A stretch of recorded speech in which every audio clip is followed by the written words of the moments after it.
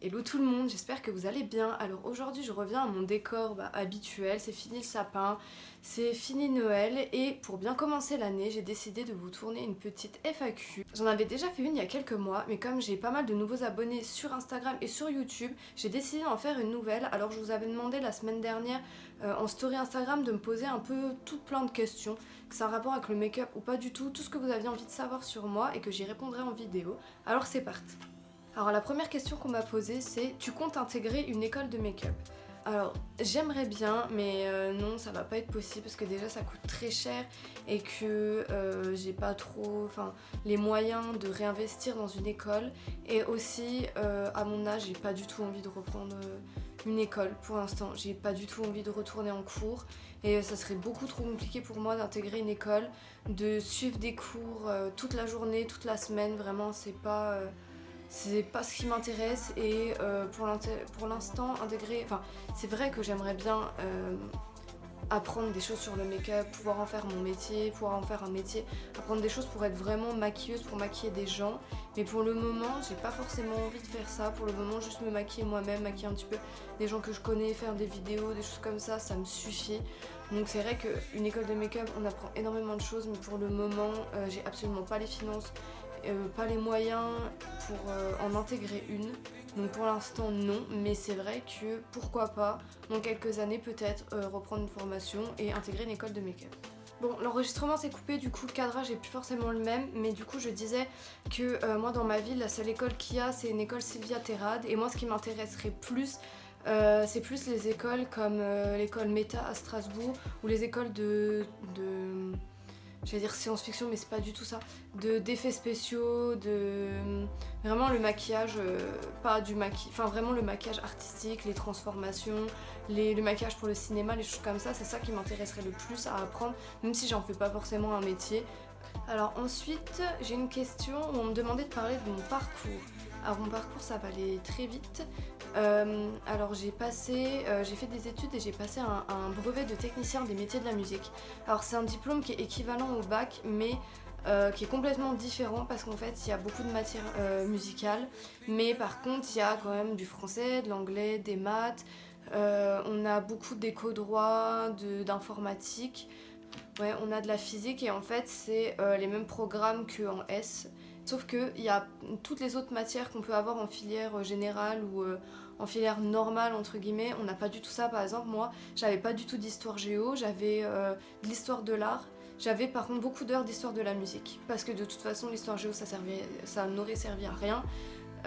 J'avais qu'une langue donc j'avais juste de l'anglais, j'avais du solfège, j'avais des cours de chorale, j'avais de l'harmonie, de la technologie instrumentale et j'avais quoi d'autre. J'avais des cours d'enregistrement aussi, des cours de montage, du montage d'enregistrement de musique, des choses comme ça.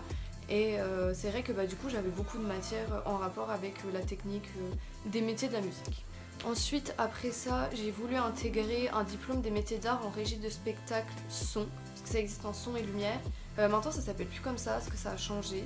C'était sur 2 ans, donc un bac plus 2. Mais malheureusement, après mon bac, j'ai pas pu l'intégrer, parce que j'ai eu des petits soucis de santé en terminale, donc j'ai loupé la moitié de mon année de terminale. J'ai quand même eu mon bac, et je me suis retrouvée au mois d'août, juste avant la rentrée, avec rien du tout, parce que j'ai été refusée avec le DMA. Et c'était encore, je sais pas, c'est Parcoursup, c'était déjà ça à l'époque. Et je sais même pas si c'est encore ça maintenant. Enfin bref, j'ai eu la réponse très tard. Et du coup, je me suis retrouvée un peu dans la merde. Donc je me suis dit que la seule solution c'était d'aller à la fac parce qu'il fallait bien que je fasse quelque chose. Et comme je pouvais pas travailler tout de suite parce que j'avais encore des problèmes de santé, et parce que moi, mon but en fait c'était de passer mon bac et de travailler directement, mais ça n'avait pas été possible. Donc du coup, j'ai été à la fac d'anglais. Alors j'ai fait 2 ou 3 mois de fac en normal, c'est-à-dire en présentiel, donc j'allais en cours et moi j'aime pas les cours, je déteste être à l'école et la fac c'était vraiment pas fait pour moi. Être en amphi avec énormément de personnes, en plus j'avais encore des problèmes de santé donc c'était compliqué et j'habitais pas dans la ville où est ma fac, enfin où était la fac où j'allais. Du coup je devais prendre le bus, donc j'avais 1h30 de bus les matins et les soirs et des fois je venais pour 1 ou 2 heures de cours, donc vraiment c'était très dur pour moi.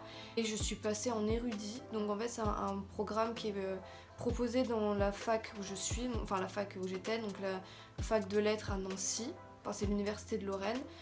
Et en gros, c'est des cours par correspondance, donc comme le CNED, sauf que c'est pas payant pareil. On paye l'année de formation, donc je crois que c'est 300 ou 350 € en fonction des matières qu'on a à passer. Moins on a de matières à passer, moins on paye en fait. Et du coup, je me suis inscrite là-dedans, donc j'ai fait une année, j'ai rencontré pas mal de filles qui étaient vraiment hyper gentilles. Je me suis fait quelques copines qui, pareil, étaient par correspondance. Les premiers partiels, en gros, j'avais la moitié de mes partiels. C'était des dossiers à renvoyer ou des épreuves à passer en ligne et le reste en présentiel, sauf que c'était sur une journée, c'était des très grosses journées où on avait les premiers partiels à 8h et on finissait à 17h en fait avec 1h à midi et des fois 20 minutes ou une demi-heure entre chaque épreuve, donc c'était assez compliqué et j'ai été très malade le jour des partiels de ma première année, donc j'ai passé que la moitié. J'étais censée être au rattrapage. Il faut savoir que le rattrapage quand on est en érudit c'est au mois de juin, donc c'est à la fin, non c'est au mois de mai, donc c'est à la fin en fait des 2 semestres. Donc en fait les rattrapages c'est sur une journée et c'est les rattrapages du premier semestre, du deuxième semestre. Et deuxième semestre j'ai eu le même problème, j'ai pas pu aller au partiel. Du coup ma première année je l'ai loupée. Et il faut savoir que ça me plaisait pas, donc j'étais en fac d'anglais, donc c'était en LLCER, donc langue littérature. Civilisation étrangère et régionale anglais du coup et ça me plaisait pas du tout les cours. J'adore l'anglais mais les cours je trouve qu'ils étaient bof, enfin vraiment non, en fait j'ai complètement oublié quelque chose. À la fin de mon première terminale quand j'ai eu mon bac, j'ai demandé le DMA, le diplôme des métiers d'art. J'ai été refusée donc j'ai redoublé ma terminale parce que j'avais pas un bon dossier comme j'avais loupé 6 mois de l'année de cours, donc j'ai refait une année de terminale pour rattraper tout ce que j'avais perdu alors que j'avais déjà mon bac mais c'était juste pour avoir un bon dossier. Et c'est au bout de cette année-là où j'ai encore une fois été refusée au DMA, donc une deuxième fois, et c'est là où je suis partie à la fac. Donc en fait, j'étais refusée une première fois où je l'ai su très tard. Non, où je l'ai pas su très tard, je l'ai su en juillet et mes parents se sont arrangés avec la direction pour que je puisse redoubler ma terminale. Et puis même pour moi, ça me laissait une année un peu plus calme, entre guillemets, parce que j'avais pas le bac, et pour me reposer, pour essayer de continuer à me soigner. Et à la fin de la première année de fac, comme j'ai pas eu mon année, je me suis dit que j'allais redoubler. J'ai redemandé à rentrer au DMA. Cette fois-ci, j'ai été acceptée. Mais en même temps, au bout de 3 fois, il aurait peut-être été temps, sachant qu'ils avaient aucune raison valable de me refuser. Mais bon, je vais pas m'étendre sur le sujet. Et je suis rentrée dans cette formation et j'ai été virée au bout de 3 mois. Et donc voilà, donc j'ai été virée. Donc j'ai repris la fac par correspondance une année. J'ai encore pas eu mes partiels et j'ai redoublé ma L1 une 3e fois. En gros, mes problèmes de santé sont un peu aggravés, donc j'allais pas au partiel, je pouvais pas être présente au partiel, je pouvais pas être présente dans une journée où t'as 8 heures de partiel, où t'es en amphi avec 300 personnes, c'était impossible pour moi. Donc du coup, j'ai loupé mon année, mais je le savais en fait, je travaillais plus, je faisais plus rien. Et depuis cette année, pour l'instant, je me suis inscrite à Pôle emploi en septembre et j'ai encore des problèmes de santé qui font que je peux pas reprendre de cours, je peux pas vraiment travailler. Et pour l'instant, je cherche quoi faire et je cherche du boulot ou je sais pas trop quelque chose. Après, je suis reconnue travailleur handicapé du fait de mes problèmes de santé.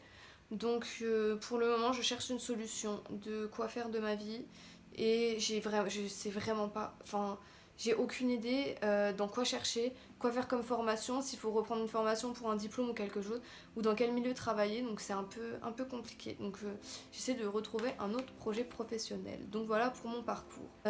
Ensuite on m'a demandé quelle est ta marque de make-up préférée. Alors ma marque de make-up préférée, j'en ai 2, on va dire c'est NYX parce que j'utilise beaucoup de leurs produits et Huda Beauty parce que j'adore les palettes. Mais c'est tout, c'est mes deux préférés, mais si je devais choisir entre les deux, je dirais NYX pour le rapport qualité-prix et le fait qu'il y ait énormément de choses et que j'adore quasiment tous leurs produits. On m'a demandé où est-ce que j'habite, alors j'habite à Nancy, c'est en Lorraine, dans l'est de la France. Si vous connaissez pas, c'est là où il y a la plus belle place d'Europe, donc la place Tann. Je vous mettrai peut-être une petite carte quand même pour vous montrer où c'est. Alors, on m'a dit, en prochaine question, si tu ne devais garder qu'une palette, laquelle ça serait? Alors, c'est une question qui est très compliquée. J'aurais tendance à dire la Blue Blood de chez Jeffree Star parce que le bleu est ma couleur préférée et je pourrais faire des make-up bleus tous les jours. Mais c'est vrai que du coup, garder une seule palette, s'il y a que du bleu, c'est pas une très bonne idée. la Born to Run de chez Urban Decay parce qu'on peut faire de tout avec et j'adore les couleurs, donc je pense que je choisirais celle-là. Ensuite on m'a demandé la marque que je n'ai jamais utilisée et que je rêverais d'avoir. J'ai beaucoup réfléchi parce qu'il y a beaucoup de marques que j'ai pas et que j'aimerais tester, mais s'il y en a une que j'adorerais tester, c'est Colourpop parce qu'il y a énormément de produits, et une autre Lime Crime pour les rouges à lèvres et les gloss. Donc je dirais Colourpop ou Lime Crime. Prochaine question, c'est ton produit indispensable que tu rachètes toujours. Du fond de teint. Et c'est le Can't Stop Won't Stop de chez NYX que j'utilise depuis déjà... depuis qu'il est sorti en fait, donc ça fait 1 an et demi je crois. Ensuite on m'a demandé mon animal préféré. Alors depuis très petite mon animal préféré c'est le lapin. Mais je dirais que mon animal préféré c'est le hérisson d'Afrique, le hérisson domestique. La prochaine question, un voyage que tu adorerais faire. Alors il y en a 2 qui me viennent en tête.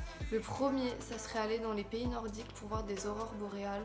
Donc c'est vraiment, je pense beaucoup auraient répondu à cette question en citant une destination de voyage où il y a du soleil, il y a la mer, il fait chaud. Mais moi j'adorerais aller dans le Grand Nord, voir les aurores boréales, les paysages dans la neige, etc. Et sinon un autre voyage que j'adorerais faire, mais là par contre c'est vraiment très loin et c'est cher il me semble. C'est vraiment très loin. J'adorerais aller au Chili, dans les déserts. Je ne me souviens jamais du nom, mais je vous l'écrirai ou en barre d'infos ou ici. C'est dans un désert chilien où c'est le désert où il y a le moins de pollution lumineuse au monde et on peut observer les étoiles et la Voie lactée. Mais c'est un truc de dingue, vraiment. Je vous mettrai peut-être des photos si je peux, ou alors le nom et vous taperez, vous irez voir. Et c'est l'endroit où on peut vraiment voir le ciel, vraiment comme on devrait le voir si on n'avait pas de pollution lumineuse. On va pas voir 2-3 étoiles, là c'est vraiment le ciel étoilé complet, la Voie lactée, et c'est vraiment magnifique. Et c'est vrai que c'est un endroit où j'adorerais aller, où vraiment je rêverais de voir au moins ça une fois dans ma vie. Comme autre question, on m'a demandé c'était quoi ma palette préférée. Alors je pense que ça rejoint un petit peu la question de si je devais garder qu'une seule palette. Mais là du coup je peux dire la Blue Blood de chez Jeffree Star parce qu'elle est bleue et que j'adore le bleu et que c'est une palette qui est magnifique. Donc ma palette préférée, je parle des palettes que j'ai moi en fait, c'est la Blue Blood de chez Jeffree Star. Après ça va peut-être changer au fur et à mesure où j'aurai d'autres palettes, hein. Mais pour l'instant c'est la Blue Blood de chez Jeffree Star. Alors ensuite on m'a demandé, et je vais finir sur cette question, c'est comment t'es venue cette envie de te lancer dans le make-up. Alors de me lancer dans le make-up, on va dire que j'ai commencé à maquiller, à vraiment me maquiller et à aimer ça et à faire vraiment les yeux avec des couleurs vers mes 17-18 ans. Avant ça, je mettais juste un petit peu d'anti-cerne, un petit peu de rouge à lèvres, un petit peu de poudre. Par contre, je faisais les yeux, ça c'est sûr. Je faisais toujours un trait de liner avec du mascara, un peu de crayon noir, un petit peu de couleur par-ci par-là. Mais c'est vraiment mes 17-18 ans, j'ai commencé à faire un peu plus mon teint, à faire un peu plus mes yeux, à faire attention à mes sourcils, à les épiler, à les redessiner un petit peu. Et on va dire que de base, si je me suis beaucoup maquillée, c'est surtout parce que j'avais beaucoup d'acné et que je voulais cacher ça. Donc je maquillais beaucoup mon teint. Et après, j'ai commencé à faire les yeux parce que je me suis dit, oh bah tiens, c'est sympa. Et puis ça attire les yeux sur autre chose que sur ma peau. Donc du coup, j'ai commencé à maquiller pas mal les yeux comme ça, et c'est venu au fur et à mesure où je me suis de plus en plus intéressée au monde du make-up, aux produits, aux marques, aux make-up artistes, en regardant des vidéos, en regardant plein de trucs sur YouTube, en regardant pas mal de tutos. Du coup j'ai commencé à vouloir les reproduire, donc j'ai acheté un petit peu des produits par-ci par-là et je voulais faire un compte make-up depuis déjà un petit moment. Je prenais quelques-uns de mes make-up en photo et je les publiais sur mon compte perso. Mais du coup, après c'est vrai que j'avais un peu peur de faire ça devant les gens que j'aimais, devant les gens qui me suivaient, mes amis, etc.